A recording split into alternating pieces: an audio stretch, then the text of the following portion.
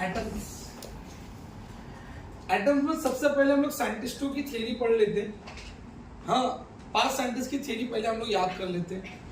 Numerical जरूरी नहीं है साइंटिस्ट की थ्योरी पे आए, पर चैप्टर पूरा पढ़ना तो पूरा पढ़ेंगे। तो सबसे पहली थ्योरी हम लोग पढ़ेंगे किसके बारे में बच्चा? Dalton theory. आपको पता होना चाहिए, बहुत ज्यादा नहीं लेकिन इतना तो पता हो कि सारे के सारे मैटर किससे बने? इनडिविजिबल पार्टिकल, जिनको हमने क्या बोला? एटम। तो डाल्टन ने इतना तो बताया। क्या बताया बच्चा? मैटर किससे बना हुआ है? Matter is made up of what? कौन से पार्टिकल से बना है बच्चा? इनडिविजिबल पार्टिकल, जिनका नाम क्या रखा हम लोगों ने? एटम। इनडिविजिबल पार्टिकल, जिनका नाम क्या रखा? एटम। ये किसने बोला? डाल्टन। बस इस थ्योरी का कंट्रीब्यूशन इतना ही रहा। और according to this theory atom से छोटा कुछ भी अवेलेबल नहीं था। सेकंड पर्सन आता है जिनका नाम क्या था बच्चा? J Thomson. इस थ्योरी के बारे में आपने बचपन में भी पढ़ा हुआ होगा। इस थ्योरी ने किसको ढूंढा था? तो सबसे मेजर कंट्रीब्यूशन किसका दिया जाता है इसका? Discovery of electron. और इन्होंने कहा कि नहीं, एटम से भी छोटा कुछ तो है। और इन्होंने एटम को एक क्या अज्यूम किया? Solid sphere. क्या अज्यूम किया बच्चा? Solid sphere. और इस सॉलिड स्फीयर को उन्होंने कंपेयर किया किसी एक मॉडल से। याद है जिसका नाम क्या था? वाटरमेलन मॉडल, या ऑल्सो नोन एज व्हाट? एक मॉडल और रखा, प्लम पुडिंग मॉडल। सो इस थ्योरी में और क्या खास था? इस थ्योरी में एटम के अंदर उन्होंने कहा कि सारे के सारे पॉजिटिव चार्जेस क्या है? स्प्रेड है। और इसके अंदर इलेक्ट्रॉन्स क्या है बच्चा? Embedded. Like black seeds embedded in what? Watermelon. उनको किसका नाम दिया गया? इलेक्ट्रॉन का। और सारे के सारे इनको क्या नाम दिया गया बच्चा? पॉजिटिव चार्जेस, जिनको आप लोग क्या बोलते हो? प्रोटॉन ना। पॉजिटिव चार्ज क्या? प्रोटॉन। तो जे थॉमसन के लिए क्या जाता है? इन्होंने क्या ढूंढा बच्चा? Discovery of what? इलेक्ट्रॉन। और उन्होंने ये अज्यूम किया कि एटम के अंदर और भी छोटे छोटे पार्टिकल हैं जिनका नाम क्या था? प्रोटॉन। और क्या नाम था? इलेक्ट्रॉन।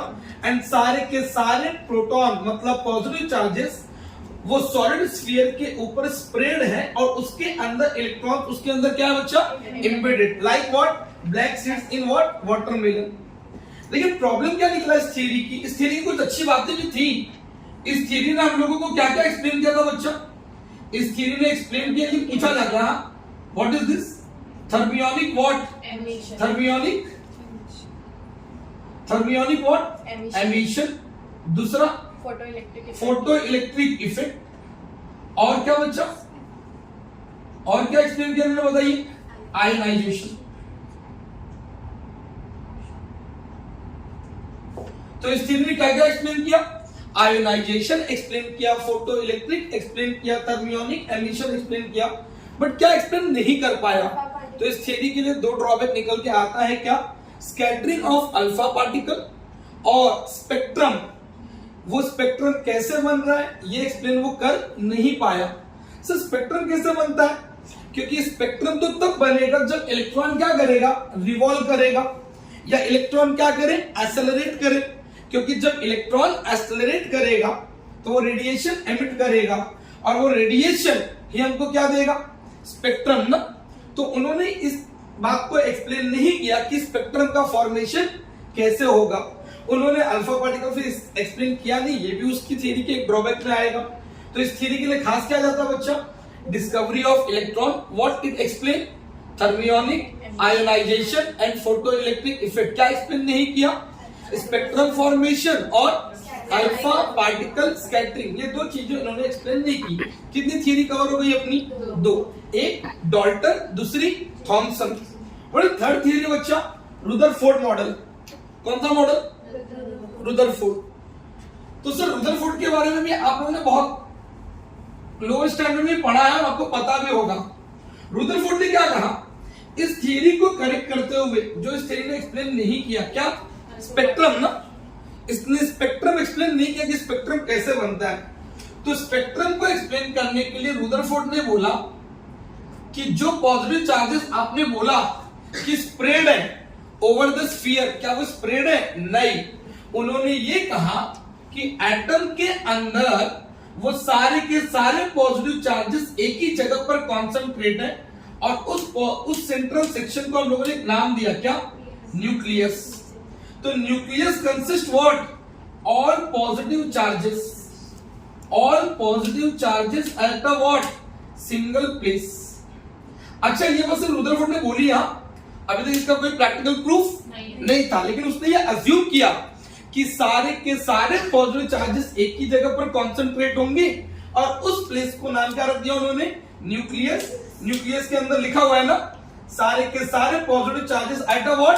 Single place. और सर आपको ये पता होना चाहिए न्यूक्लियस का साइज कितना होता है बच्चा? 10⁻⁻15। और ये एटम का साइज कितना होगा? 10⁻⁻10 मीटर, जो आप कहां पढ़ोगे? न्यूक्लियर चैप्टर की स्टार्टिंग में। What is size of atom? 10⁻10। What is size of the nucleus? 10⁻15। ये किसने बोला? रुदरफोर्ड ने बोला। क्या बोला? सारे के सारे पॉजिटिव चार्जेस कहां पर कॉन्सेंट्रेट थे? सिंगल प्लेस पे। उस सिंगल प्लेस में, वो सिंगल प्लेस है कहां? एटम के सेंट्रल सेक्शन में, जिसका नाम क्या रखा? न्यूक्लियस। और थॉमसन की थ्योरी में इलेक्ट्रॉन्स कैसे थे? एम्बेडेड। बट रुदरफोर्ड की थ्योरी में ये कहता है नहीं, इलेक्ट्रॉन क्या कर रहे हैं बच्चा?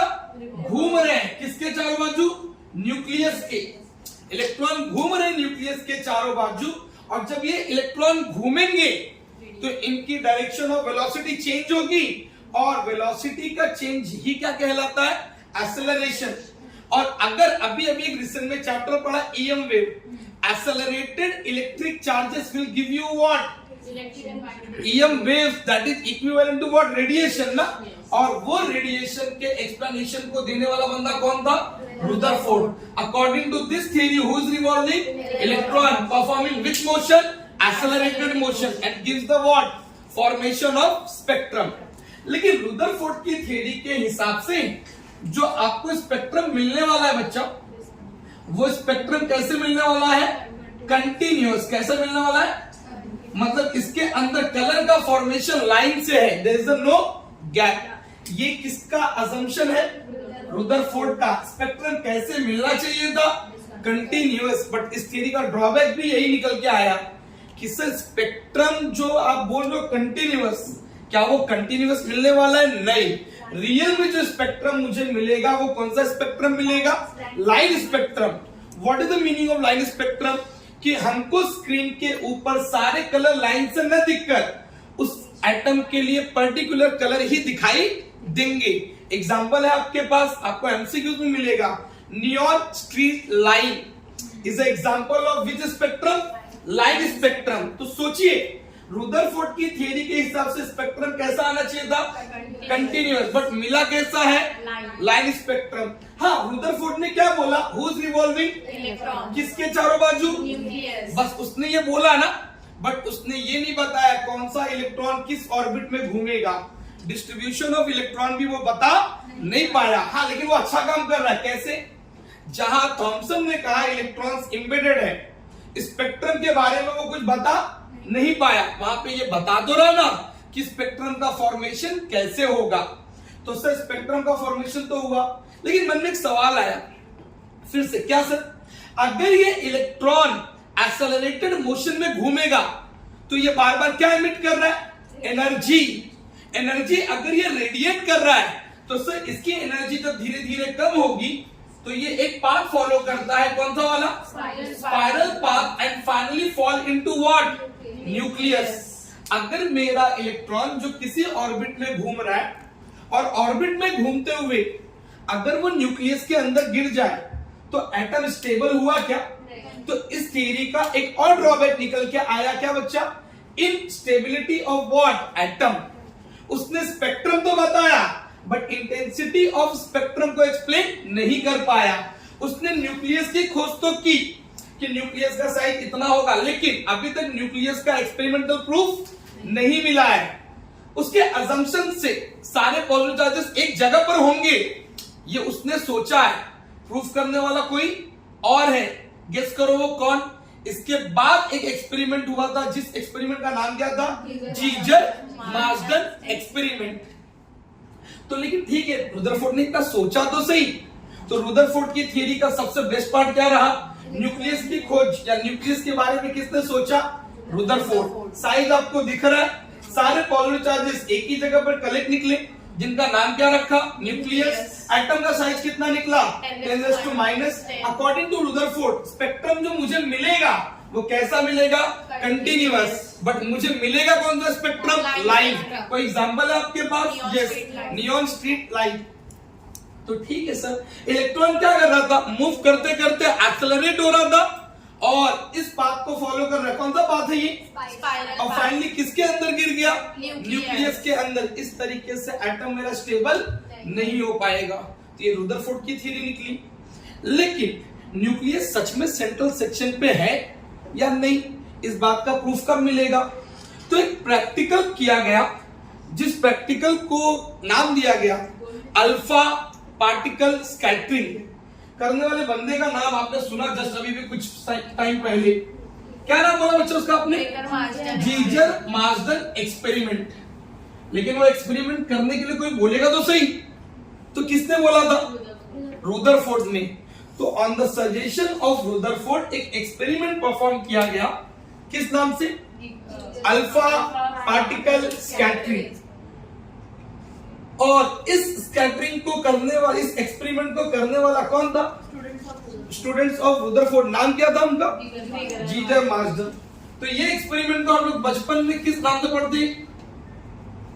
जब आपको लोअर स्टैंडर्ड में पढ़ाया जाता है, एक्सपेरिमेंट तो यही है, देखते याद आ जाएगा, लेकिन किस नाम से पढ़ाया जाता है? रुदरफोर्ड। सर क्या था इस एक्सपेरिमेंट में?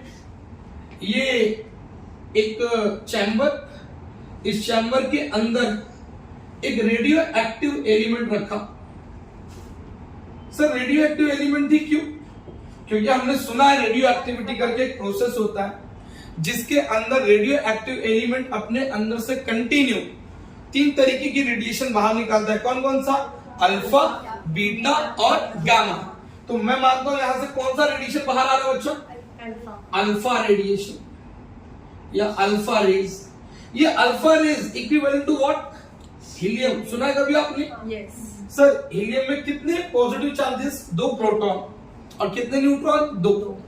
सर इस रेज को डेविएट ना हो या अपने पास से डिफ्लेक्ट ना हो, उसको बैलेंस करने के लिए यहां पर क्या लगा दिया गया? Lead BRICS.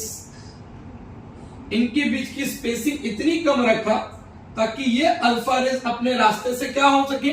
डिफ्लेक्ट हो सके या ना हो सके? ना हो सके। और ये अल्फा रेज अब आके गिरेगा किसके ऊपर? Gold foil. बहुत अच्छा। गोल्ड फॉइल का एटॉमिक नंबर कितना बच्चा? 79। और इस फॉइल के ऊपर इसकी थिकनेस भी बहुत कम होती है। सर कितनी? इसकी थिकनेस ऑलमोस्ट माइक्रोन में अवेलेबल है बच्चा, 2 × 10⁻⁻7 मीटर के आसपास। या we can say thickness of the gold foil is in what? Micron. और ये मेरी स्क्रीन है, और ये स्क्रीन किसकी बनी हुई है? Zinc sulphide. सर क्यों जिंक सल्फाइड की स्क्रीन क्यों? ताकि वो अल्फा पार्टिकल जब स्क्रीन पे गिरे तो एक अच्छा सिंटिलेशन दिखाई दे आपको, और उस सिंटिलेशन को डिटेक्ट करने के लिए कुछ तो लगाएंगे ना बच्चा? तो याद कीजिए क्या लगाएंगे? Detector microscope. इसके ऊपर क्या लगा देंगे बच्चा? एक what is this? Detector microscope. जिसके अंदर क्या लगा होगा? माइक्रोस्कोप के थ्रू हम लोग वो सिंटिलेशन कहां पे देखेंगे? स्क्रीन के ऊपर। तो सर जब इस तरीके से एक्सपेरिमेंट को परफॉर्म किया गया तो इसके कुछ ऑब्जर्वेशन भी निकल के आने चाहिए।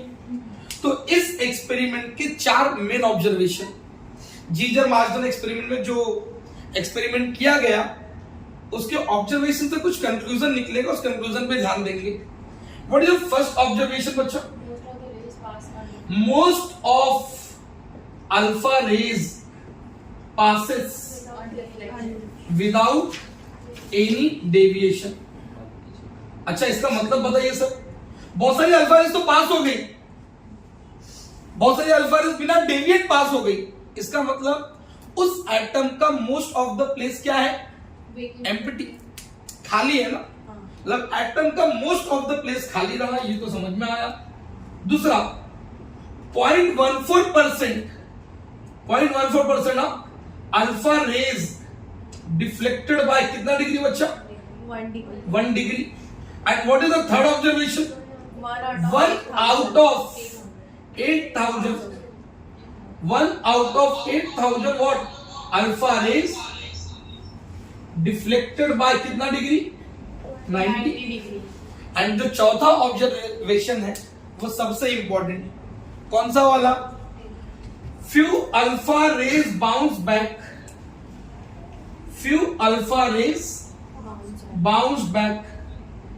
by कितना डिग्री बच्चा? 180 डिग्री। बस ये बात सोचने पे मजबूर करती है कि सर ये 180 से बाउंस बैक क्यों हुआ होगा। और आप भी सोचिए क्यों। अल्फा रेज गई, कितने प्रोटॉन के साथ गई है? 2 प्रोटॉन। ये सामने से बाउंस बैक तभी हुआ होगा जब सामने कोई प्लस हो, क्योंकि प्लस प्लस क्या करेगा? रिपेल करेगा। तो मतलब अगर ये 180 से बाउंस बैक हुआ तो बट ऑब्वियस है इसके जस्ट सामने कुछ तो है जो इससे भी ज्यादा क्या है? हैवी है। तो ये तो रुदरफोर्ड ने भी बोला था ना कि सारे के सारे पॉजिटिव चार्जेस एक ही जगह पर कॉन्सेंट्रेट होंगे, और वो सेंट्रल सेक्शन कोर को क्या नाम रखा? न्यूक्लियस। तो ये 2 अल्फा रेज सामने वाले 79 पॉजिटिव चार्जेस है ना, तो there is a strong repulsion, और वो स्ट्रॉन्ग रिपल्शन के वजह से वो रेज बाउंस बैक हुई कितने डिग्री से? 180। और यहां से प्रूफ होता है कि हाँ रुदरफोर्ड की थ्योरी में जो उसने सोचा वो सच था या गलत? सच था। न्यूक्लियस जैसी कोई चीज तो निकली।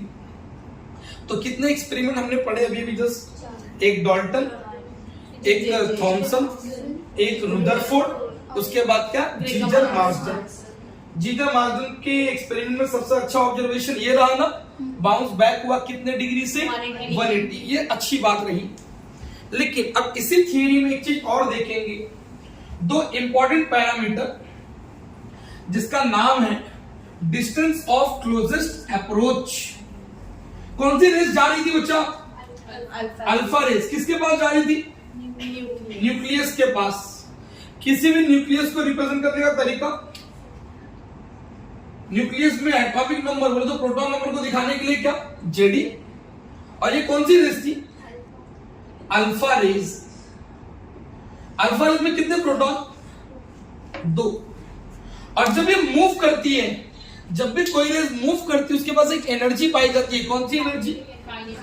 काइनेटिक एनर्जी का फॉर्मूला 12mv²। आप सोच के बताइए, ये अल्फा रेस के ऊपर कितने प्रोटॉन? 2। यहां पर कितने proton? Z stands for what? Atomic number. E is the what? Charge of proton ना। तो this is the total number of what? Proton available in the nucleus. तो ये 2 प्रोटॉन, ये एक चार्ज जो न्यूक्लियस के अंदर, जिसका नाम क्या रखा आपने? Z। ये भी प्लस, ये भी प्लस। ये बहुत हाईली एनर्जी के साथ मूव तो किया, क्या ये न्यूक्लियस को टच कर पाएगा? क्यों? क्योंकि ये भी प्लस है, ये भी प्लस है। आपने सुना है strong electrostatic force of repulsion exist ना, तो इसको बाउंस बैक तो होना ही पड़ेगा। बट जब ये इतनी एनर्जी के साथ मूव किया तो न्यूक्लियस को छूने से रह गया ना, और ये कितनी दूरी रह गई? दिस सर R0 क्या लिखा आपने? R0 वो मिनिमम डिस्टेंस है, मिनिमम डिस्टेंस ऑफ किसका? Alpha rays. कहां से? From the nucleus. From where? जहां से अल्फा रेज क्या हो गई? Bounce back. कितने डिग्री से बच्चा? 180 डिग्री। ये वो दूरी रही, और इस दूरी को एक नाम दे दिया। क्या नाम दे दिया बच्चा? Distance of closest what? Approach. तो ये वो डिस्टेंस ऑफ क्लोजेस्ट अप्रोच का मतलब मेरी अल्फा रेस न्यूक्लियस को कितने डिस्टेंस से छूते छूते रह गई, तो वो दूरी कितनी थी? R0। सर ये हमें कुछ बताता है, ये हमें आइडिया देता है किसके बारे में? Gives what? Idea of what? Size of क्या? न्यूक्लियस। और सबसे अच्छी बात, डिस्टेंस ऑफ क्लोजेस्ट अप्रोच पे the entire kinetic energy of which rays alpha rays get converted to which energy potential energy. What is kinetic energy का formula बच्चों? Half M V square. What is potential energy का formula? आपने सीखा है electrostatics में 1/4 pi epsilon naught, the whole term can be written as what? k। What is this first charge? कितना बच्चा इस पे चार्ज? 2 इलेक्ट्रॉन या 2 प्रोटॉन, और इसके पास कितने प्रोटॉन? Jd, और अपॉन में डिस्टेंस कितना? r not. सर इसको k लिख दो ना, यहां पर क्या बचा? 2, साथ में z e का स्क्वायर, अपॉन में r नॉट उधर चले गया, और ये काइनेटिक एनर्जी कहां आ गया? नीचे, हाफ एम वी स्क्वायर। अब ये फॉर्मूला आपको हमेशा हमेशा के लिए याद होना चाहिए। यहां से आपकी कम से कम 4 numerical clear. Distance of closest approach, इस फॉर्मूले को देखिए और डिसाइड कीजिए किस पे डिपेंड कर रहे हैं, किस पे नहीं। Depend upon what? Z. Depend upon what? E का square. Depend upon what? Mass. Depend upon what? अच्छा, सामने दिखा तो कौन सा प्रोपोर्शनल, और अपॉन में दिखा तो इनवर्सली। क्लियर है यहां तक? तो ये रहा डिस्टेंस ऑफ क्लोजेस्ट अप्रोच का फॉर्मूला, और उसके ऊपर बेस्ड कुछ एमसीक्यूज जो आपको देखने मिलेंगे। तो डिस्टेंस ऑफ क्लोजेस्ट अप्रोच, मास का रिलेशन क्लियर हो गया। कैसा है? इनवर्स, v के साथ इनवर्स, z के साथ डायरेक्ट। ठीक है, एक पैरामीटर और बच्चा, उस पैरामीटर का नाम ही क्या रखा हम लोगों ने? बताइए। उस टॉपिक का नाम रखा इंपैक्ट पैरामीटर, जिसको किससे रिप्रेजेंट करते हैं? d। क्या होता है सर ये इंपैक्ट पैरामीटर? फिर से देखिए, ये रहा मेरा न्यूक्लियस, ये मेरा न्यूक्लियस का सेंटर, और ये कौन सी रेस? अल्फा रेस ना। अल्फा रेस की वेलोसिटी और न्यूक्लियस के सेंटर के बीच में कोई परपेंडिकुलर डिस्टेंस दिख रहा है आपको? नहीं। परपेंडिकुलर डिस्टेंस मतलब सर कैसे नापते हो बताइए? ये भी कौन सी रेस बच्चा? Alpha rays. इसकी वेलोसिटी दिख रही है v, और न्यूक्लियस का सेंटर दिख रहा है ये ना। तो न्यूक्लियस के सेंटर से लेके वेलोसिटी के बीच का जो परपेंडिकुलर डिस्टेंस है क्या यहां पर? सेंटर और v के बीच में कोई डिस्टेंस है? न्यूक्लियस के सेंटर से अल्फा पार्टिकल की वेलोसिटी के बीच में the perpendicular distance is known as what? b, and b is known as what? Impact parameter. क्या बोलते हैं इसको? Impact parameter. तो इस केस में बताइए ना बच्चा, यहां से यहां के बीच में कोई परपेंडिकुलर डिस्टेंस दिख रहा है? परपेंडिकुलर डिस्टेंस तो यहां से आएगा ना ऐसे, लेकिन ये तो सर ये रहा वेलोसिटी, ये रहा सेंटर, यहां पर कोई बी तो बनेगा ही नहीं, क्योंकि डिस्टेंस आपने बोला परपेंडिकुलर, अभी तो सेम लाइन में है ना सर। सेम लाइन में है तो बी की वैल्यू कितनी? और थीटा कितना बोलोगे? तो सर इंपैक्ट पैरामीटर की वैल्यू 0 होगी, लेकिन कब? जब थीटा कितना होगा? 180। अभी तक वो जीजर मार्शल एक्सपेरिमेंट के ऊपर ही था ना, कि वो बाउंस बैक हुआ 180 से, और जब 180 से बाउंस बैक हुआ तो b कितना मिलेगा? 0। What is b? Impact parameter. What is impact parameter? The perpendicular distance from the centre of the nucleus to the what? Velocity vector of which rays? Alpha rays. ठीक है, ये भी clear हो गया।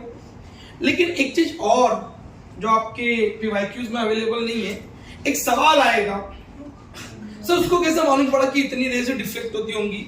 हमको भी पता चल सकता है क्या? हाँ, हमको भी पता चल सकता है। तो एक फॉर्मूला बच्चा एक्स्ट्रा है, number of alpha particles scattered, number of alpha particles scattered is directly proportional to what? T. T stands for what? Thickness. Is inversely proportional to what? Sin का 4th power theta by 2. जिस पे ये सवाल बनेगा, as angle increases, number of scattering of alpha particle decreases. तो सबसे कम scattering कहां पे पाई जाएगी? 180 पे। तो 180 पे स्कैटरिंग इज व्हाट? लेस। तो ये कुछ फॉर्मूले हुए अपने। चौथी थियरी थी अब सर इतने सारे ड्रॉबैक, वो रुदरफोर्ड ने इंस्टेबिलिटी बता दी, स्पेक्ट्रम का फॉर्मेशन तो बताया बट उसकी इंटेंसिटी कितनी होगी वो एक्सप्लेन नहीं कर पाया। उसने ये बताया इलेक्ट्रॉन तो घूम रहा होगा किसके चारों बाजू, न्यूक्लियस के, मतलब सेंटर पॉजिटिव चार्जेस के चारों बाजू, बट कैसे घूम रहा होगा ऑर्बिट नहीं बता पाया। उसने ये बताया कि स्पेक्ट्रम कंटिन्यूअस आना चाहिए, बट बाद में मालूम पड़ा कैसा स्पेक्ट्रम दिखाई दे रहा है, लाइन स्पेक्ट्रम दिखाई रहा है। तो कुछ ड्रॉबैक्स रह गए थे, तो उन ड्रॉबैक्स को दूर करने के लिए एक बंदा और आता है जिसका नाम क्या था, बोहर्स। ये इस चैप्टर का 5वां साइंटिस्ट थ्योरी होगी जो बोहर्स ने दिया। तो बोहर्स के अपने को कितने पोस्टुलेट याद रखने, 3। वो 3 पोस्टुलेट अभी भी देखते हैं। बोहर ने कितने पोस्टुलेट बनाया बच्चा, 3। तो सबसे पहला पोस्टुलेट देखिए आप, कौन सा वाला, बोहर्स का पहला पोस्टुलेट कहता है हु इज दिस, कौन होगा ये, एटम। उसके अंदर न्यूक्लियस, ये न्यूक्लियस का क्या, रेडियस, ये ऑर्बिट का क्या, radius. Who is revolving electron with velocity v, what is the small and mass of the electron, just see and tell. Electron is revolving around the what, nucleus, in which orbit, circular orbit, ये कौन बोल रहा है, Bohr's. But orbit real में circular नहीं है, कैसी orbit है, एलिप्टिकल। ड्रॉबैक देखो तो sir, who is revolving electron around the what, nucleus. Nucleus में क्या मान रहा है, स्टेशनरी, बट न्यूक्लियस स्टेशनरी नहीं है, ये भी ड्रॉबैक। तो sir according to first postulate, when electron is revolving around the nucleus in which orbit, circular, उसको चाहिए सेंट्रीपिटल फोर्स, और वो सेंट्रीपिटल फोर्स कौन देगा बच्चों, electrostatic force. And what is centripetal force का formula, mv square upon r, which is equal to what, 1 upon 4 pi epsilon naught. What is your first charge, ZD. What is your second charge, E. Upon में distance का क्या, square. What is the formula, mv square upon r is equal to what, 1 upon 4 pi epsilon naught ZD square upon में क्या, r square। पहला postulate. इस chapter के Bohr's के कितने पोस्टुलेट याद करने, 3, और वो 3 पोस्टुलेट में पूरा चैप्टर खत्म होगा। वो 3 पोस्टुलेट में तो पहला पोस्टुलेट आपके सामने आप, electron is revolving around the, in which orbit, उसको क्या चाहिए था, कौन देगा, इलेक्ट्रोस्टैटिक सेंट्रीपिटल फोर्स का formula mv square upon r which is equal to what, 1 upon 4 pi epsilon naught ZD square upon r square. Sir वो तो solve हो गया। ये पहला पोस्टुलेट था कि वो उस ऑर्बिट में ही क्यों घूम रहा होगा। एक पोस्टुलेट और आया बच्चा, what is this, second postulate. क्या बोलता है ये, इलेक्ट्रॉन अपने ऑर्बिट में ही घूमता रहेगा, घूमता रहेगा, मतलब आप ये कहना चाह रहे हो कि अपने ऑर्बिट को वो छोड़ेगा नहीं, हाँ वो अपने ऑर्बिट में ही रिवॉल्व करता रहेगा, लेकिन कब, तो सवाल था तब जब उसका electron revolve in which orbit बच्चा, electron revolve in same orbit, लेकिन कब, if it's very very important MCQ था ये सवाल आप बार बार देखोगे। मतलब सेकेंड लॉ अपने को कैलकुलेट करके देखता है कौन सा मोमेंटम, एंगुलर मोमेंटम। और जो चीज कैलकुलेट की जा सके उसे क्वांटाइजेशन कहते हैं। क्या कहते हैं, क्वांटाइजेशन। क्वांटिटी मतलब समझते हो ना, क्वांटिटी कैन बी कैलकुलेटेड। तो बोहर्स के सेकेंड पोस्टुलेट से we can calculate what, angular momentum. और उसने कंडीशन दिया क्या, कि अगर उसका angular momentum is equal to which multiple, integral multiple of क्या, h अपॉन 2 पाई। मतलब फॉर्मूला देखो तो क्या लिखेंगे बच्चों, फॉर्मूले में बनेगा mvr is equal to nh upon 2 pi. इस n का नाम याद रखिए, इस n को कई नाम से बोला जा सकता है। What is this, principal quantum what number, या दूसरे वर्ड में क्या बोल सकते हो? Number, orbit number. कौन सा नंबर बच्चा? Orbit number. तो इसका एक एमसीक्यू बताइए ना sir. Angular momentum is directly proportional to what? N. ये सवाल बन सकता है। तो sir second postulate based on what? Quantization of what? Angular momentum. And what is the formula? Electron अपने ऑर्बिट में ही घूमेगा, लेकिन कंडीशन है कब? जब वो उसका एंगुलर मोमेंटम एग्जैक्टली मल्टीपल हो orbit number into what? h upon 2 पाई के। सर ये h क्या था?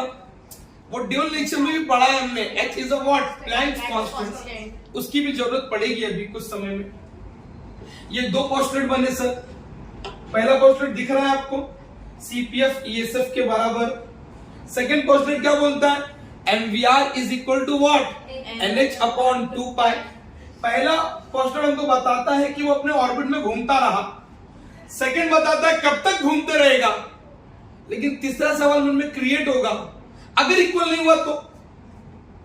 अगर इक्वल नहीं हुआ तब तो वो अपने ऑर्बिट में रह ही नहीं पाएगा। मतलब वो अपने ऑर्बिट को क्या करेगा? चेंज करेगा। और जब इलेक्ट्रॉन अपने ऑर्बिट को चेंज करता है, चेंज मतलब जंप करेगा, उस जंप को एक नाम दिया गया है, क्या? ट्रांजिशन। क्या नाम दिया गया बच्चों? तो जब इलेक्ट्रॉन अपने ऑर्बिट को चेंज करता है, मतलब जंप करता है, कहां से कहां? This is your which postulate? This is your another orbit. Let's say what is name given to this? pith। And what is this? nth। जो इलेक्ट्रॉन इस ऑर्बिट में घूम रहा है उसके पास एक एनर्जी है En, और जो इसमें घूम रहा है उसकी एनर्जी है Ep। और जब वो जंप किया तो sir En minus Ep equal to what? h nu. और h nu can also be written as what? hc by lambda. और En माइनस Ep, ध्यान से देखिए ना, this term can be represented like also this, delta E equal to what? hc by lambda. अच्छा कुछ सवाल देखो यहीं से बनेंगे। हाँ, बिना सॉल्व किए न्यूमेरिकल कैसे सॉल्व करोगे आप लोग? सिर्फ ये लाइन याद रखिए, energy is directly proportional to what? Nu बोले तो frequency of the emitted radiation. Sir third postulate आपने बताया नहीं। When electron jump from which orbit? से विच ऑर्बिट? Fifth orbit. तो वो कुछ तो रेडिएट करता है, और जो रेडिएट करता है वो क्या बच्चा? फोटोन। और हर फोटोन कितनी एनर्जी लेके आएगा? h न्यू या hc by lambda. Lambda is what? Wavelength ना? किस पर डिपेंड करता है? कलर। और न्यू इज व्हाट? फ्रीक्वेंसी। अब न्यूमेरिकल कैसे करवाओगे वो बताओ। Energy is directly proportional to what? Nu. मतलब एनर्जी अगर ज्यादा है तो फ्रीक्वेंसी भी क्या होगी? लेकिन एनर्जी अगर ज्यादा है तो वेवलेंथ, और वेवलेंथ अगर ज्यादा चाहिए तो एनर्जी क्या होनी चाहिए?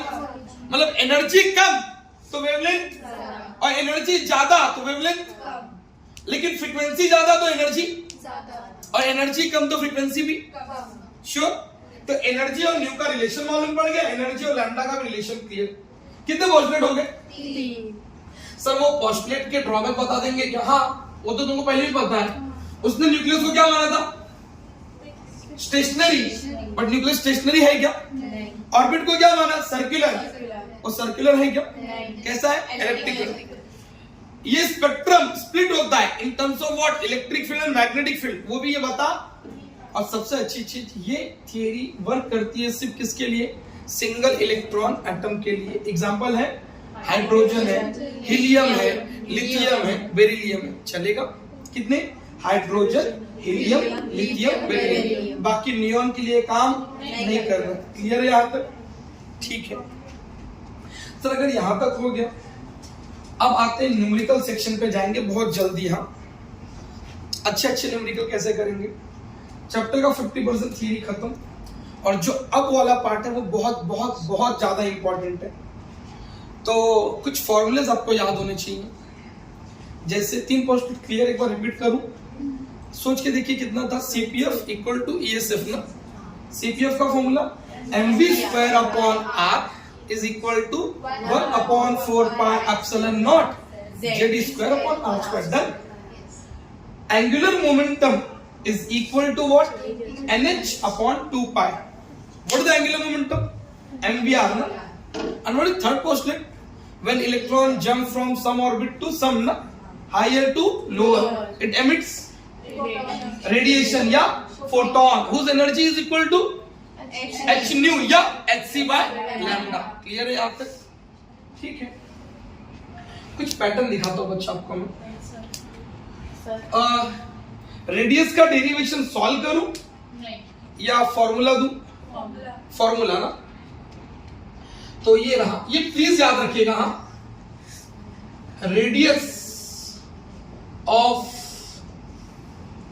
Electron in which orbit? Bohr's orbit. इसको बहुत अच्छे से याद रखिए। Radius of Bohr's orbit is equal to what? Epsilon naught H का square upon pi N E square. साथ में क्या बच्चा? N square upon Z. अगर आपको ये याद रहा तो भी चलेगा, नहीं याद रहा तो भी चलेगा, बट ये तो चाहिए क्या? N square upon Z. सिर्फ पूरी की वैल्यू कितनी है? 0.53 angstrom N square by Z. ये फॉर्मूला आपके पास होना ही चाहिए, रेडियस का फॉर्मूला। सर वैसे वेलोसिटी का फॉर्मूला लिख सकते हैं क्या? velocity of revolving what electron for any orbit, for any orbit क्या बच्चा? velocity of any orbit is square to epsilon naught h, साथ में क्या? z by। बस ये दो फॉर्मूला आप मुझे दो, सारे के सारे फॉर्मूले डन। सिर्फ यहां से आपको रेडियस याद हो क्या? कुछ याद नहीं रहा तो N square by what? Z. और velocity Z by N. Sir इसकी वैल्यू नहीं लिखा आपने? 2.2 10⁶ मीटर पर सेकेंड, साथ में क्या? Z by N. कितने फॉर्मूले क्लियर हो गए? दो ना। एक किसके लिए क्या बोला? रेडियस, दूसरी वेलोसिटी। अगर यहां तक क्लियर है तो इसको रफ कर सकता हूं मैं। ये दो फॉर्मूले चाहिए। आप इंपॉर्टेंट है नहीं, बहुत ज्यादा इंपॉर्टेंट है। न्यूमेरिकल करें इस पे? न्यूमेरिकल चाहिए। पहला मैं इसको रफ कर रहा हूं, ये रफ करता हूं। चलो एक बार रिपीट कर दो बच्चों। डिस्टेंस ऑफ क्लोजेस्ट अप्रोच का फॉर्मूला याद करना पड़ेगा क्या? नहीं। कुछ तो फॉर्मूला याद था ना? 2k जेडी स्क्वायर ना। 2k जेडी स्क्वायर अपॉन में क्या? Half M V square. तो डिस्टेंस ऑफ क्लोजेस्ट अप्रोच का रिलेशन मास के साथ क्या था? Inverse. Done. Go to next. ये भी एक सवाल है। अल्फा पार्टिकल की एनर्जी कितनी होती है तो पता ही है ना? Half M V square. किसके ऊपर बम्बार्ड किया है? न्यूक्लियर, जिसका चार्ज कितना? जेडी। फिर से बोलता है वो, distance of closest approach will proportional to what? Sir ये तो हो ही नहीं सकता, जेड तो ऊपर था। सर वी स्क्वायर डायरेक्टली हो ही नहीं सकता, ये तो नीचे था। हाँ, inversely proportional to what? Mass. V4 कहीं दिखा था क्या? गया। Done. Wow, what is potential energy का फॉर्मूला? 1/4 pi epsilon naught. पहला चार्ज इनटू दूसरा चार्ज। पहला चार्ज कितना था? 2e और दूसरा कितना था? जेडी। तो सर यहाँ पे पहला चार्ज किससे रिप्रेजेंट किया है? दूसरा चार्ज। तो potential energy is directly proportional to what? Z1 into Z2। Clear है क्या? Go to next. Wow, this is the vector form. Vector form का न्यूमेरिकल है बच्चा। आपने वो यूनिट वेक्टर का फॉर्मूला पढ़ा होगा। What is unit vector? Unit vector is nothing, vector divide by it's what? Magnitude ना। सर इस फॉर्मूले में मुझे दिख रहा है, व्हाट इज फोर्स का फॉर्मूला? याद कीजिए। फोर्स का formula vector form Coulomb's law पढ़ा है आपने। क्या formula? Q1 into Q2 upon में क्या? सॉरी डिस्टेंस का क्या? चलेगा? What is Q1? E ही है. What is Q2? K होता है ना बच्चा. K Q1 Q2. Q2 क्या होएगा? Electron. What is charge? Minus upon में डिस्टेंस का क्या? Square. K square upon what? R square. ऐसा कोई ऑप्शन तो दिख ही नहीं रहा है सर. यहां पे कुछ तो दिख रहा है क्या? यूनिट वेक्टर दिख रहा है. यूनिट वेक्टर तो है बट सर माइनस गायब है. तो ये ऑप्शन निकाल दो. यहां पर आइए ना सर. यूनिट वेक्टर दिया है. यूनिट वेक्टर और अपॉन में क्या है? Are cube. पॉसिबल ही नहीं है ना. अगर यूनिट वेक्टर है तो सिर्फ क्या होगा? आर का स्क्वायर ही होगा. और यहां पर भी प्लस. इलेक्ट्रॉन का चार्ज तो माइनस है ना बच्चा. तो फॉर्मूले में माइनस आना चाहिए था ना. ना यहां पे माइनस है ना यहां पे माइनस. दो ऑप्शन तो गए. अब बच्चे कितने? दो. अगर यहां पे यूनिट वेक्टर है तो यहां पे क्यूब नहीं होना चाहिए. आपने कूलम्स लॉ का वेक्टर फॉर्म भी पढ़ा होगा तो यही पढ़ा होगा. हाँ जब यहाँ पे वेक्टर है तो अपॉन में आर क्यूब होगा. क्योंकि यूनिट वेक्टर हटा तो वेक्टर अपॉन में क्या? मैग्नीट्यूड. तो R square become what? R cube. तो ये न्यूमेरिकल भी खत्म. हाँ ये थोड़ा रुकेंगे अभी. आएंगे इस पे भी सर. नेक्स्ट आएंगे. कितने न्यूमेरिकल डन? 4.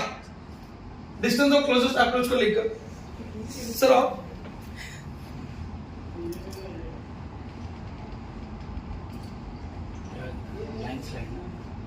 नहीं अभी आएगा. हाँ न्यूमेरिकल हो गया ये भी. इसके बाद ये भी अभी की बात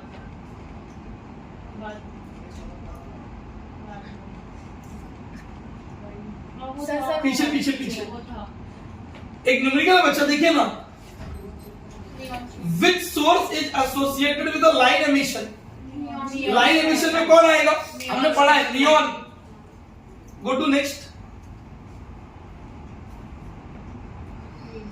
वाओ वेट करो. हाँ ये भी नहीं आएगा. यहाँ पे सवाल करना है एनर्जी का रिलेशन था. हम लोगों ने कितने सवाल किए? रेडियस और वेलोसिटी क्या होता रेडियस क्या वेलोसिटी क्या? 2 मिनट रुकेंगे sir. Radius done, velocity done. Energy का फॉर्मूला सिखाइए पहले. What is the next? Energy of revolving what? Electron in any orbit. क्या फॉर्मूला? देखिए -13.6 eV. साथ में क्या? Z square upon M square. Very very important ना. यहां से एक टॉपिक और. कौन सी एनर्जी? काइनेटिक एनर्जी पूछा जाएगा. साथ में कौन सी एनर्जी? पोटेंशियल. कौन सी एनर्जी? टोटल. टोटल के बाद कौन सी एनर्जी? Binding energy. जरूरत पड़ेगी इसकी. हाँ radius is directly proportional to what? M square. Upon में क्या था? Z. Velocity is directly proportional to what? Z. Upon में क्या था? एम. और energy is directly proportional to what? Z square upon M का स्क्वायर. कितने फॉर्मूले? 3. यहां से कुछ चीजें और बहुत इंपॉर्टेंट है. K upon P upon T upon B का रेशियो बताइए ना सर. अगर काइनेटिक एनर्जी का रेशियो 1 रहा तो potential energy is always minus में डबल. टोटल एनर्जी माइनस में सेम बट माइनस. हाँ तो काइनेटिक एनर्जी पॉजिटिव में, potential energy negative 2 times, total energy -1 time.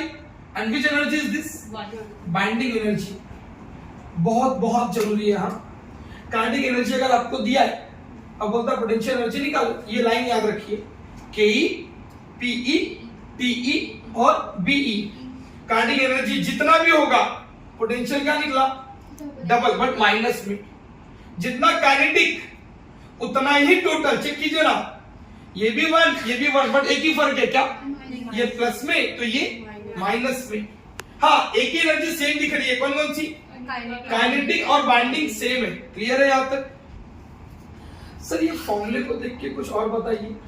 ये फिलहाल तो इतना. रेडियस डन हो गया, velocity done, energy done. Energy term के बाद वो रेशियो याद रहेगा। डन सर, इसके बाद कुछ अच्छे न्यूमेरिकल, बहुत अच्छे अच्छे न्यूमेरिकल बताऊंगा मैं आपको। हाँ, एनर्जी एक बार वापस, radius is directly proportional to n square by z, velocity is proportional to z by n, energy z square upon n square. ठीक है, न्यूमेरिकल पे आते हैं। सर मैंने बोला हाँ, रेडियस का फॉर्मूला फिर से बोलो ना एक बार, क्या था? n square upon z, velocity का फॉर्मूला z बाय n। आपने फॉर्मूला पढ़ा था कहीं, v equal to what? r omega. What is v का formula? z by n। What is r का formula? n square by z। क्या मिल गया? Omega. z को एक तरफ, z स्क्वायर n क्यूब, क्या बचा? Omega. What is omega? 2 pi by t, z square upon n cube. तो सर इन्वर्ट इंटू कीजिए ना, इन्वर्ट इंटू किया तो क्या मिलेगा बच्चों? t is equal to what? 2 pi n cube upon, कुछ रिलेशन दिख रहा है आपको? Time period is directly proportional to what? n का क्यूब। इंपॉर्टेंट है एक फॉर्मूला, दूसरा, तीसरा, और एनर्जी तो पता ही है ना अपने को, क्या था एनर्जी? ऊपर z का स्क्वायर, नीचे n का स्क्वायर। ठीक है, न्यूमेरिकल पे आते हैं सर। अगर मुझे ये फॉर्मूला याद हो चुका है तो इसको रफ कर रहा हूं sir.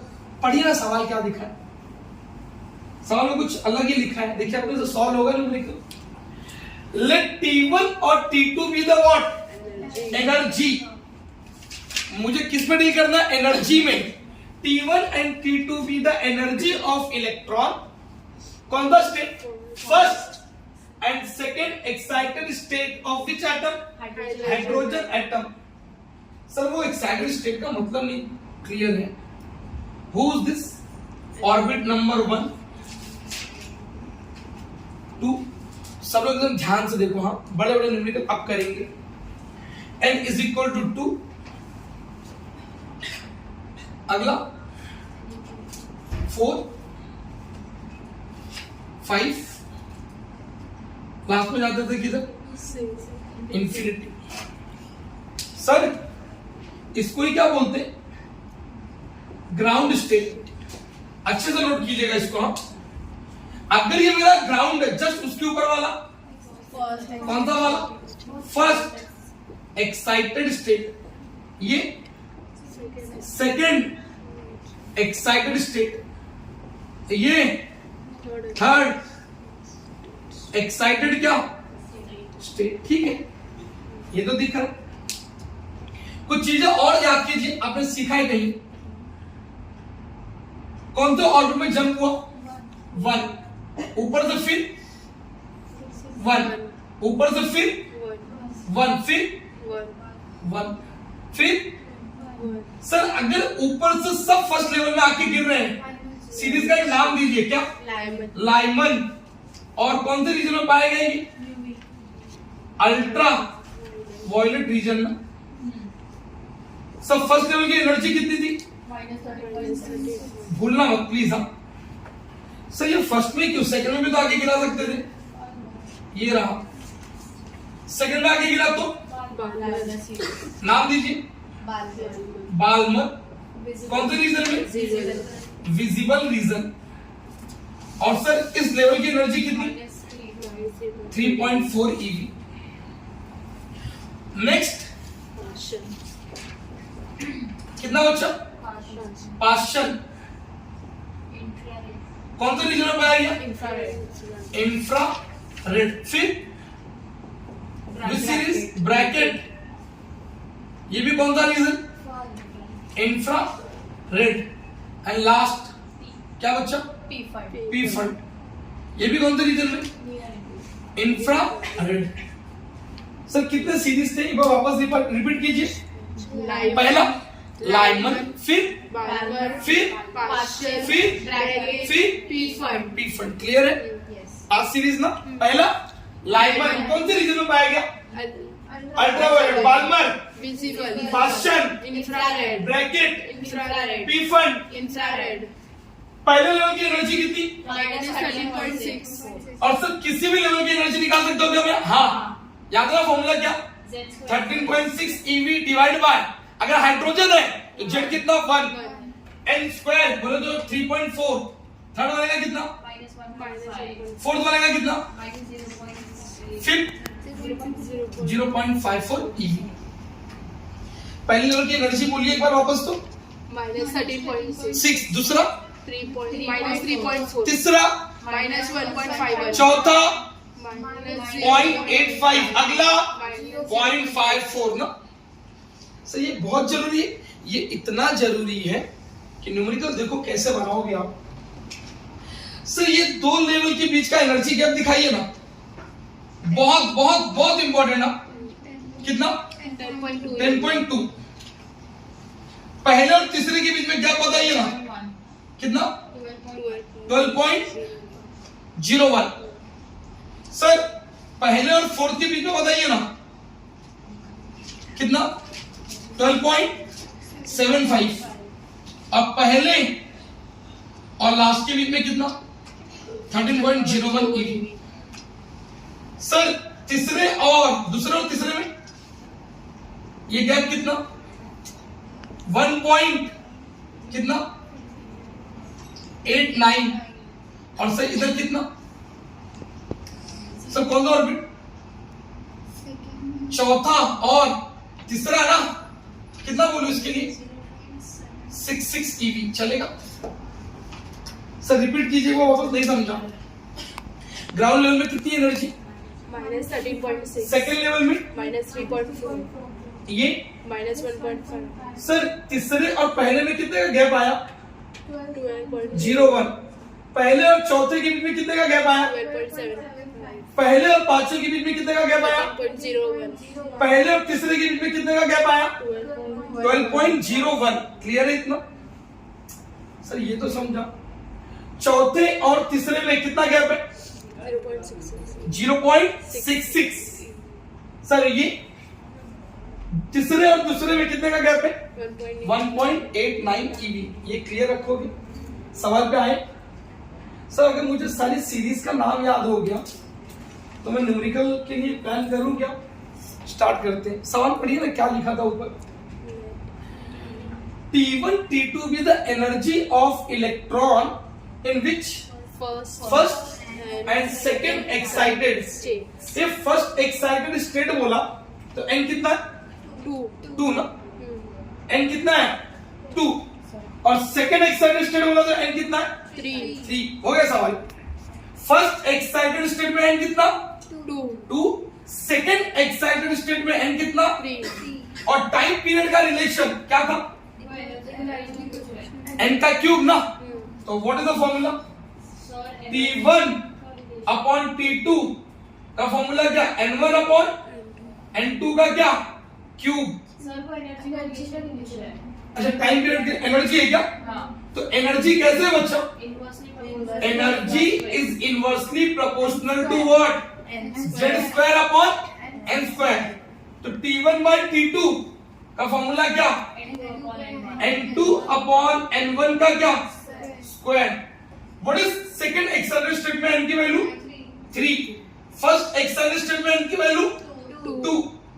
What is the square? 9/4 है क्या? है क्या? डन। ये न्यूमेरिकल डन। नीचे आइए ना सर। वाह, ये रहा। बोहर्स का मॉडल किसके लिए काम नहीं करेगा? हाइड्रोजन के लिए काम करेगा, हीलियम के लिए भी काम करेगा, ड्यूटेरियम के लिए भी काम करेगा। किसके लिए काम करेगा? वाह, बहुत अच्छा सवाल। वो लाइन याद है क्या आप लोगों को?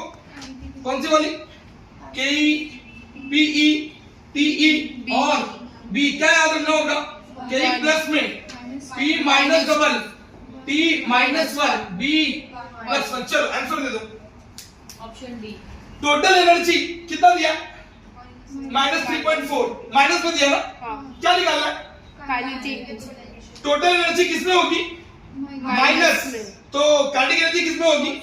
प्लस में। पहले प्लस वाला ऑप्शन ढूंढो, सिर्फ दो जगह है, A और D। पहले में और D दूसरे में ना। हाँ काइनेटिक के बाद क्या पूछा? पोटेंशियल सबको पता है काइनेटिक का पोटेंशियल सेम होता है क्या? नहीं अगर काइनेटिक पोटेंशियल सेम नहीं है तो ये ऑप्शन गया, बचा कौन सा? D option done. Go to next.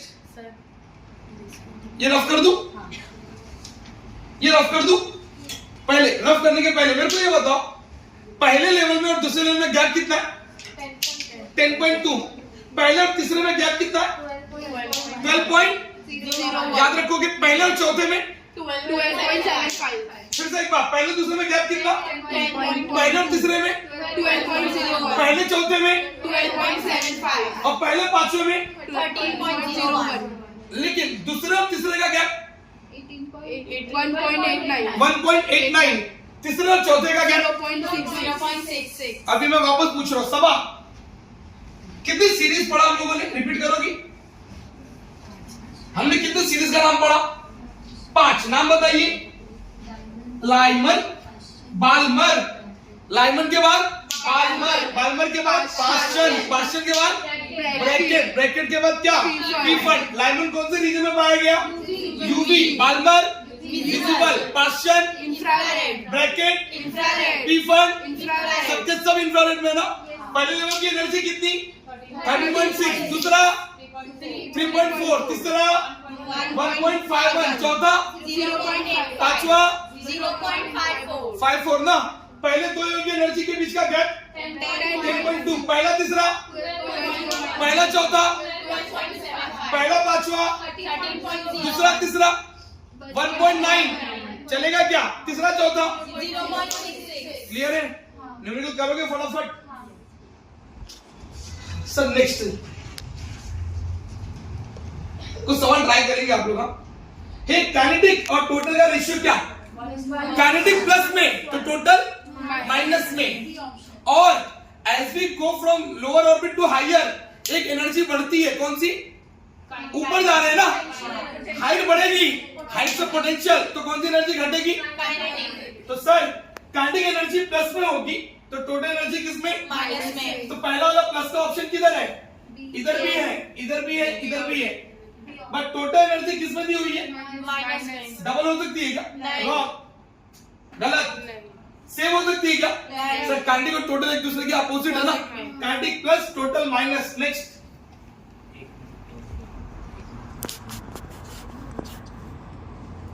Wow, ये सवाल देखते हैं। वो वेलोसिटी का फॉर्मूला याद है क्या? वेलोसिटी का फॉर्मूला कितना था? 2.2 into 10⁶, साथ में क्या? z by n, z by numerical खत्म। z by n ना, z कितना दिया? 2। ऑर्बिट नंबर कौन सा दिया? किसको? कहां दिखा? मेरे को नहीं दिख रहा। कौन सा एटम है? हीलियम का z कितना होता है? 2। व्हाट इज वेलोसिटी का फॉर्मूला? आंख बंद करके न्यूमेरिकल करो। 2.2 10⁶ z by n, z कितना? n कितना? न्यूमेरिकल खत्म। 2.2 z कितना? 2 डिवाइड बाय कितना? 3। 2.2 का डबल 4.4 डिवाइड बाय 3 इनटू हे 3 1 जा 3 कितना बचा? 1 1 4 14 3 4 जा 12 कितना बचा? 2 2 0 20 ना। 3 6 जा। चेक कर लीजिए आंसर बी ऑप्शन है क्या? न्यूमेरिकल है, न्यूमेरिकल है। नो, मीटर पर सेकंड ना बच्चा, ये रहा सब meter per second. Done. Go to next. ये एक सवाल है और भी ऐसे सवाल आएंगे। अच्छा एक मिनट थोड़ा सा वेट करेंगे। एक अच्छा सवाल है इस पे भी आता हूं मैं। ड्यूल नेचर चैप्टर पे आता हूं मैं। वो आइंस्टाइन इक्वेशन याद है क्या? आइंस्टाइन इक्वेशन नहीं याद है तो रिपीट करता हूं मैं। आइंस्टाइन इक्वेशन में कोई तो आता है ना और किसी के ऊपर गिरता है। कौन आता है? फोटोन। किसके ऊपर गिरा? मेटल। मेटल में से किसी ने उसकी एनर्जी को एब्जॉर्ब किया। इलेक्ट्रॉन कितनी एनर्जी एब्जॉर्ब करता है वो? नहीं, इलेक्ट्रॉन कितनी एनर्जी एब्जॉर्ब करेगा बाहर निकलने के लिए? याद करो।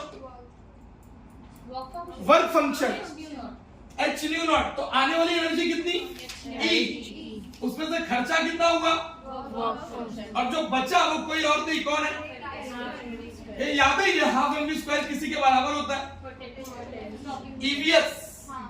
तो sir E minus W naught is equal to what, EVS। What is W naught, work function, what is VS, stopping potential, and what is the E, energy. चलेगा, मैंने बोला ना सवाल बहुत इजीली कराऊंगा, सवाल पढ़ते आंसर इक्वेशन याद है आप लोगों को, ठीक है। सो सवाल जो था इसके पहले, इसके पहले जो सवाल था, हाँ करेक्ट सवाल है, देखने से आधा लोग छोड़ देंगे इसको। पढ़ेगा, कैसे पढ़ोगे, इलेक्ट्रॉन मेक्स व्हाट, मतलब जंप किया है ना, इलेक्ट्रॉन ने जंप किया है ना, वाह। आगे N1 से N2, N1 N2 are the orbit number. आगे क्या बोला, कड़क टाइम पीरियड ना। अब आपके मन में पहला ख्याल तो ये आना चाहिए, क्या आपको टाइम पीरियड और एन का रिलेशन पता है क्या, क्या फॉर्मूला, एन का क्यूब, सही है क्या, वाह। आगे क्या बोलता है, time period of the electron in initial state is how many time, सवाल खत्म। T1 by T2 is equal to what, N1 by N2 का क्या, और टाइम पीरियड कितना दिया, 8 टाइम्स, सवाल खत्म। N1 upon N2 का क्या, क्यूब, टेकिंग गलत, क्यूब रूट, 8 का क्यूब क्या हो जाएगा, 2। आगे answer, what is the answer, 2:1। सारे ऑप्शन को देखो, 2:1 का रेशियो चेक करो, क्या इसका रेशियो 2:1 होगा क्या, 3:1 आ रहा है, इसका नहीं, 8:1 आ रहा है, इसका कितना आ रहा है, कितना आ रहा है, 4:1, इसका चेक कीजिए ना, विच ऑप्शन इज करेक्ट, 2:1, बराबर है क्या। Go to next. Oh my god, क्या बोलते पब्लिक, कितने लोगों का न्यूमेरिकल हो सकता है,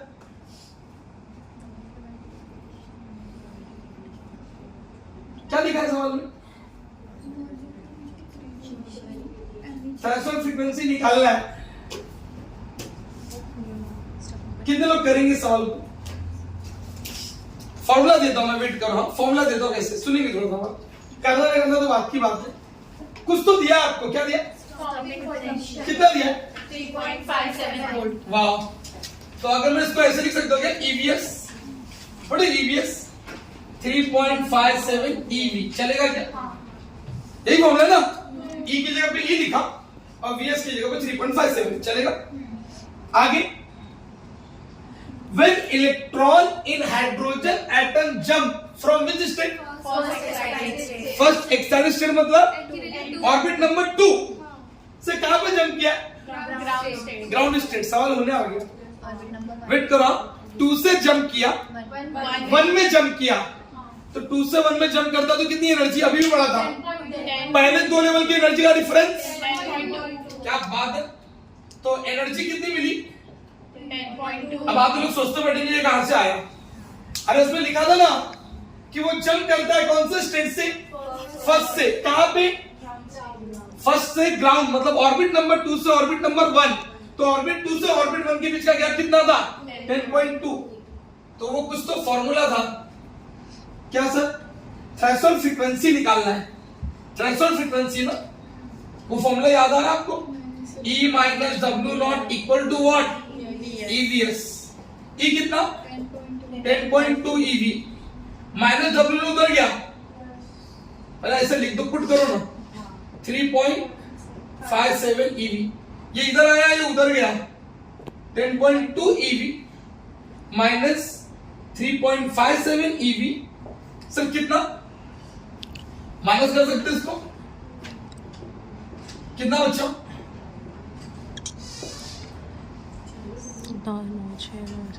6 पॉइंट कितना, 6.63 EV, what is this, W not, मजा आने वाला है सवाल। व्हाट इज वर्क फंक्शन का formula? H new not, H new not, और अपने को निकालना क्या है? थ्रेशोल्ड फ्रीक्वेंसी मतलब न्यू नॉट ना। तो sir what is formula? H new not 6.63, E की जगह पे कितना? -19, और H की जगह पे कितना बचा? 63 - 34, न्यू नॉट 6.63, 1.6 -19, ये और ये गया।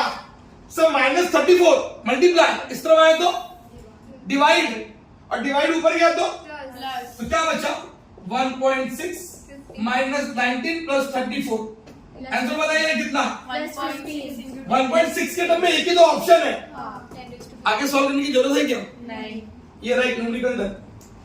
गो टू नेक्स्ट। आदत नहीं है भाई। अच्छा ये सवाल जुवेरिया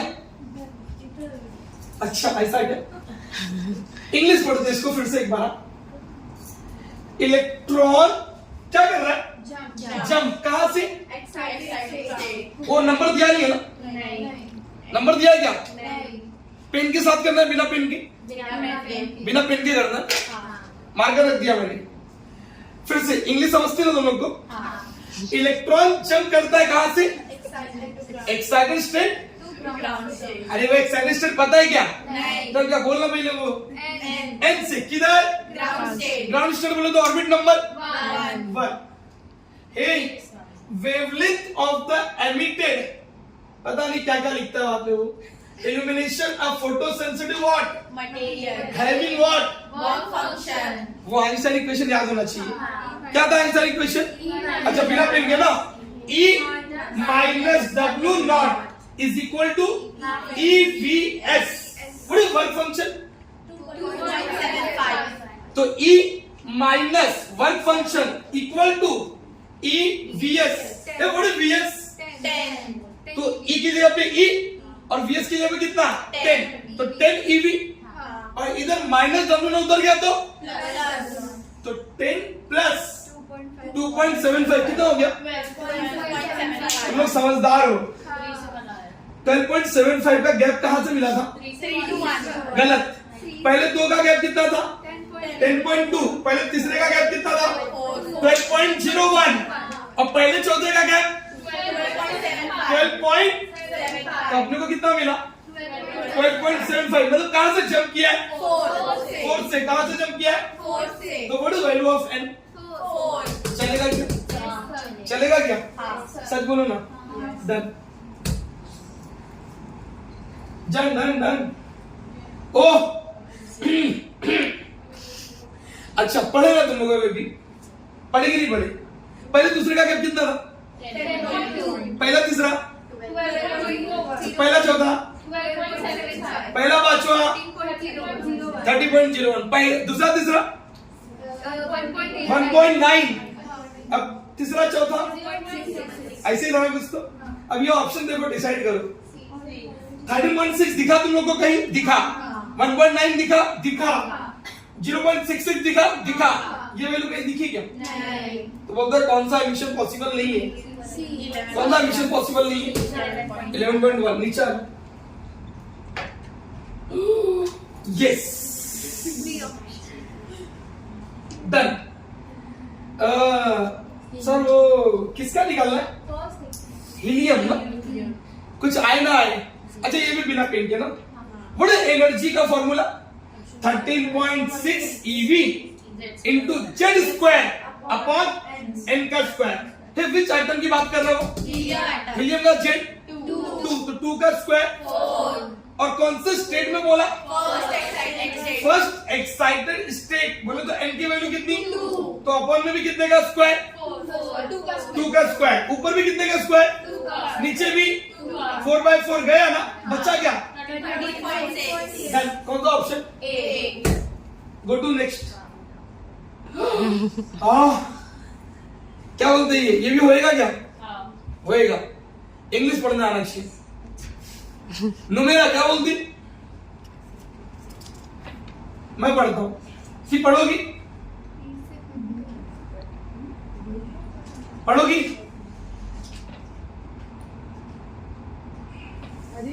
अरे नहीं रीडिंग नहीं करना है, मैं करूँ या तुम करोगी? मार्कर से करूं?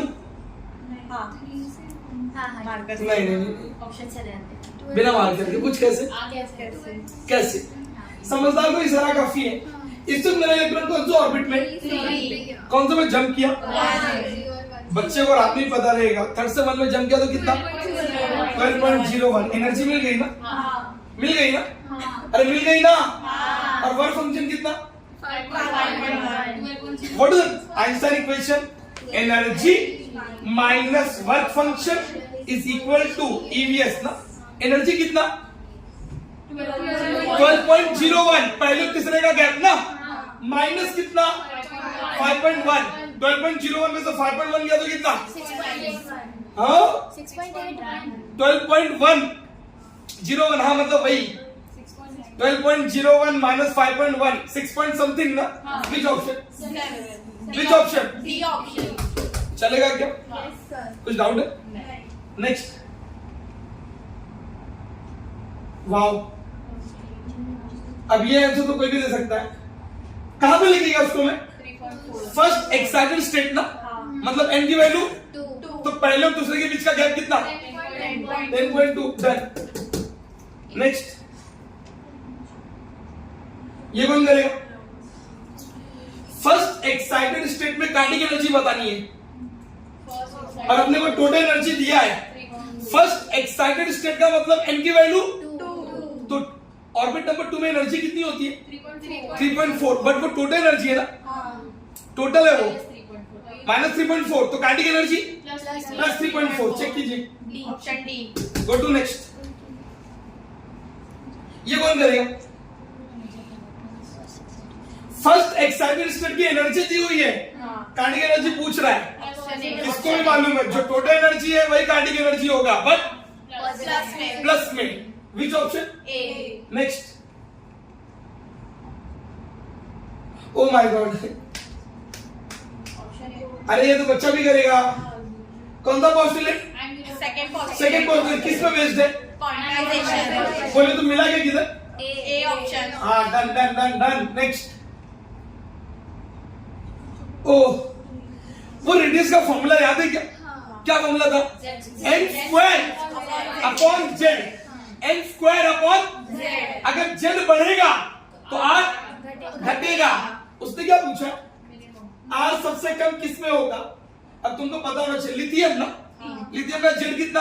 3। हीलियम का z 2। ड्यूटेरियम वाला तो हाइड्रोजन, z कितना? हाइड्रोजन का भी z कितना?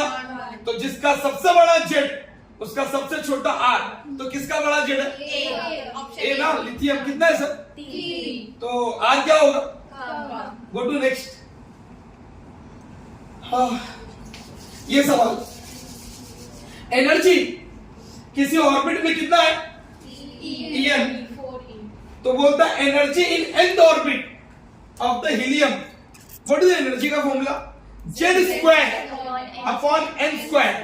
उसी ऑर्बिट में ना, बट हीलियम की बात कर रहा है। हीलियम का z कितना? तो z का स्क्वायर ना, तो विच ऑप्शन? n तो वही है, ऑर्बिट नंबर सेम है। हाँ, बट हाइड्रोजन को हटा के क्या कर दिया? हीलियम। हीलियम के केस में एनर्जी कितनी लाई? सर कैसे? z की वैल्यू z का स्क्वायर ना, z कितना था? 2। गो टू नेक्स्ट। ओ, अब आधे लोग तो साइज देख के न्यूमेरिकल छोड़ेंगे, बोलेंगे तो किया ही नहीं कभी। पढ़ेगा? Who is revolving electron around nucleus. In which orbit? Circular orbit. कौन सा फोर्स चाहिए? Centripetal force. समझदार हो आप लोग।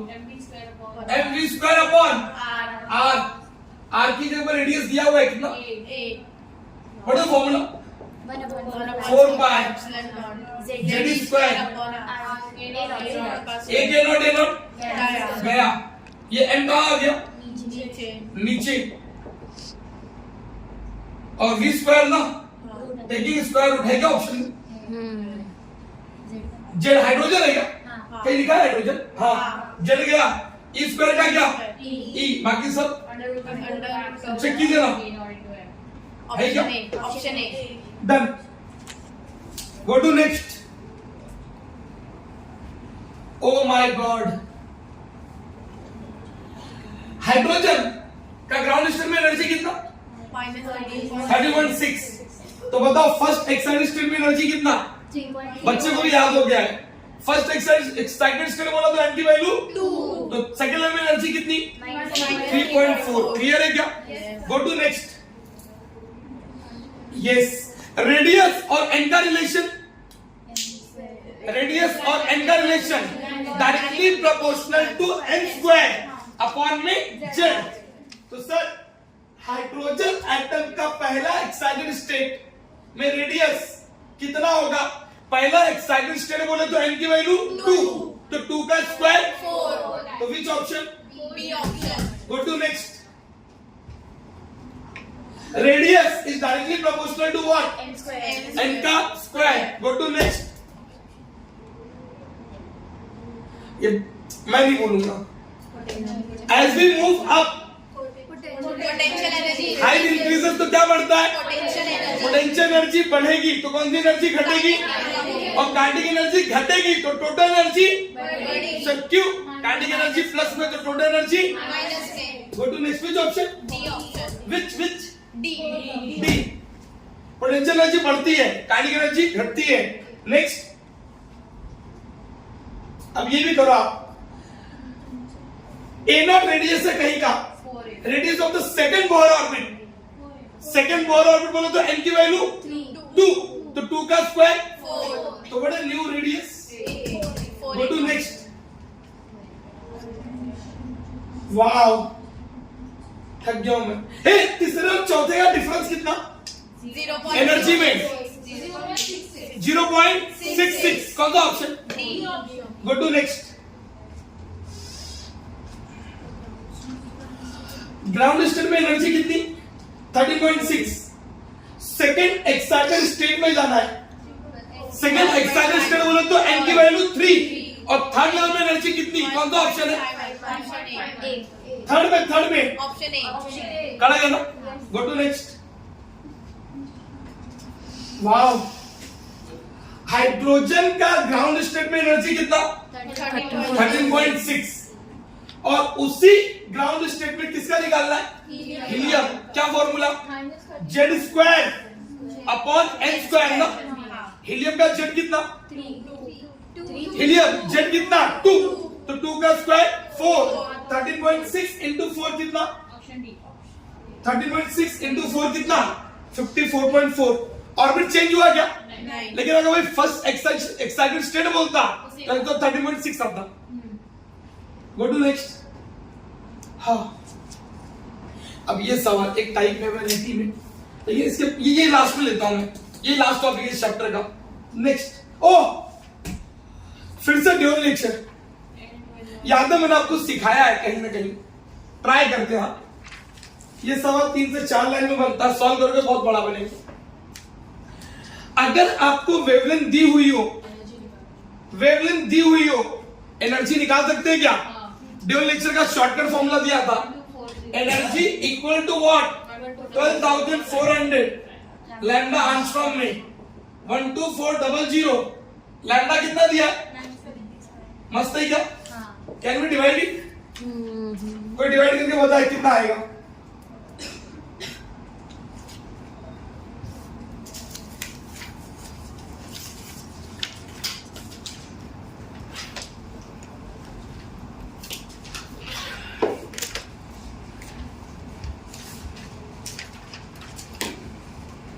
डिवाइड करके बताए कितना आएगा?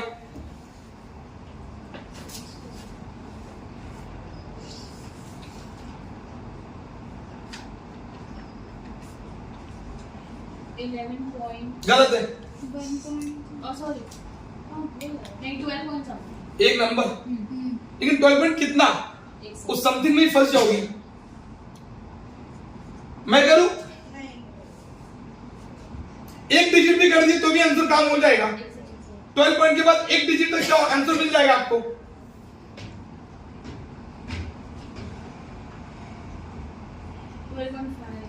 गलत।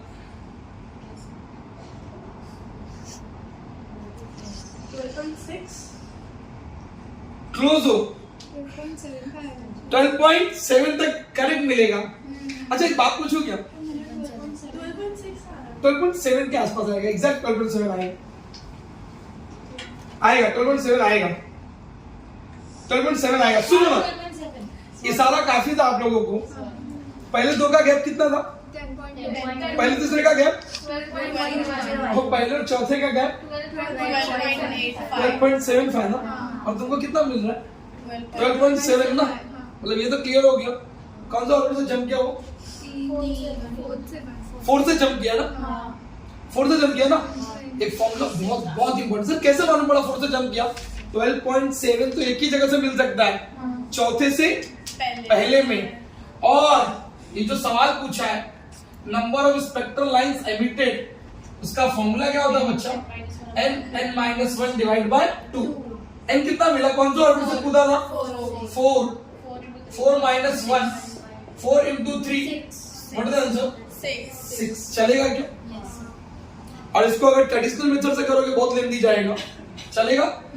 गो टू नेक्स्ट। कराऊंगा, ये कराऊंगा, जस्ट कुछ समय में ही कराऊंगा। अभी ये सब एक ही फॉर्मूले में खत्म, आई थिंक तो चैप्टर ही खत्म होने आ गया। सो एक लास्ट फॉर्मूला, लास्ट। मुझे लगता है आपको सीरीज का नाम पता चल चुका है। अगर मैं पूछूं कितनी सीरीज होती है तो आप रास्ते में जाते वक्त भी याद कर लोगे। कौन कौन सी, लाइमन, बाल्मर, पाश्चन, ब्रैकेट, पीफर्ड। मैं पूछ दूं लाइमन कौन से रीजन में मिलता है, वो भी याद है, बाल्मर विजिबल, पाश्चन बाकी सब इंफ्रारेड। हाँ ठीक है सर। एक बहुत अच्छा सवाल है जिसको एक नाम दिया गया है बोहर्स का क्या formula. What is the formula, 1 by lambda 1 upon p square minus 1 upon n square। लोग पूछेंगे आपसे ये p क्या है, सीरीज नंबर बोल सकते हो आप इसको, और n क्या है, हायर ऑर्बिट। ये फॉर्मूला सिर्फ याद रखिए। सर अगर हाइड्रोजन होता तो, सर अगर हाइड्रोजन होता तो जेड की वैल्यू कितनी थी, 1 ना। अगर हाइड्रोजन जेड 1 तो बचा क्या फॉर्मूले में, आर 1 अपॉन पी का स्क्वायर माइनस 1 अपॉन एन का स्क्वायर। डन। इसी फॉर्मूले पर सब न्यूमेरिकल होगा। सर न्यूमेरिकल आएगा कैसे एग्जाम में, दो सवाल पूछेंगे आपसे वो, या तो पूछेंगे शॉर्टेस्ट वेवलेंथ या तो पूछेंगे लॉन्गेस्ट वेवलेंथ। तो सर कितने सीरीज के नेम याद है आपको, 5 नाम बोल सकते हो। एक number Lyman, Balmer, Paschen, Brackett, P फर्ड।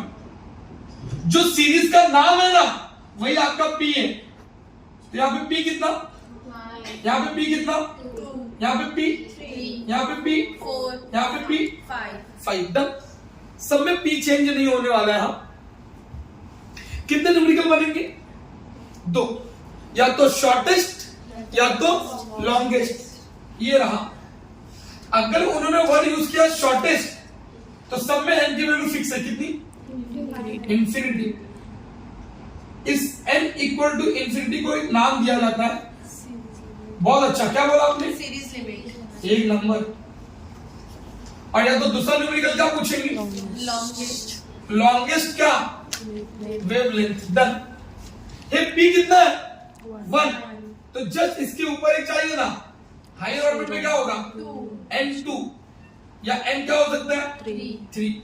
यहाँ पे p2 है तो n 3 या 4, ये 4 या 5 या 5 या 6। समझदार को सारा काफी ना।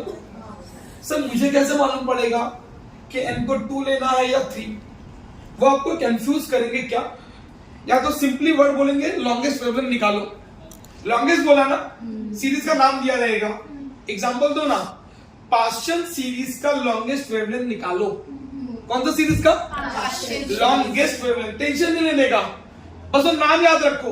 पहले कौन था, फिर पाश्चन कौन सा नंबर पे आया, तो P की वैल्यू कितनी हो गई 3 और कुछ नहीं मेंशन किया तो N की वैल्यू कितनी 4 पुट कर सकते हो क्या हाँ। P की वैल्यू कितनी 3 N की वैल्यू कितनी 4 क्लियर है सही है तो हो गया लेकिन उसमें कंफ्यूज करते हो फर्स्ट लाइन या सेकंड लाइन जब N को कितना पुट किया आपने 4 इसका मतलब ये फर्स्ट लाइन है अगर उन्होंने वर्ड यूज किया होता सेकंड लाइन तो 4 नहीं पुट करते कितना पुट करते 5 पुट करते क्लियर है बस इस फॉर्मूले के ऊपर सारे न्यूमेरिकल डन अच्छा एक नाम सुनिए ना और डी ब्रोगली हाइपोथेसिस नाम याद है क्या कहीं डी ब्रोगली हाइपोथेसिस में लैम्डा का फॉर्मूला क्या h अपॉन mv या h अपॉन p था ना p इज अ मोमेंटम क्या formula lambda is equal to h upon mv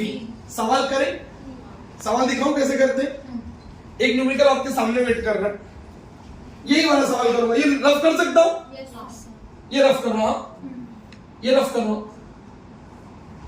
ये रफ कर रहा हूं बच्चा सवाल पढ़ते सिर्फ सवाल तो बना दूंगा यूं ही ये सवाल आता है किसके लिए ऐसे ही पढ़ता हूं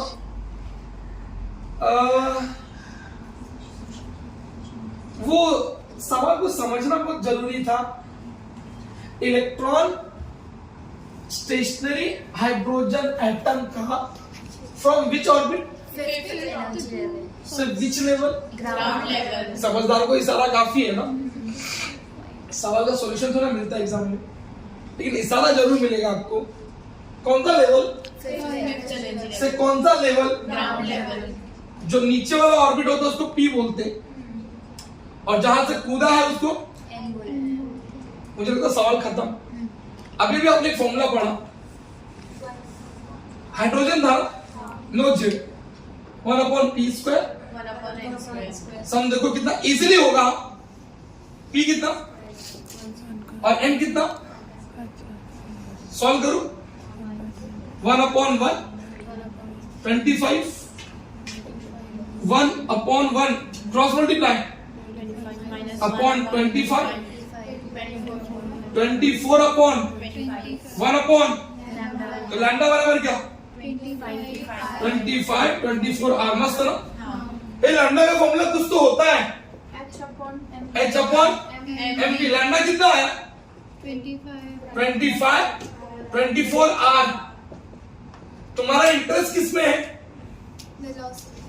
अपने को क्या चाहिए v ना तो v इधर ले लो ये सबको उधर भेज दो 24 RH अपॉन कितना 25 है क्या ऑप्शन है क्या क्या बोलती हो पब्लिक डन क्लियर है इतना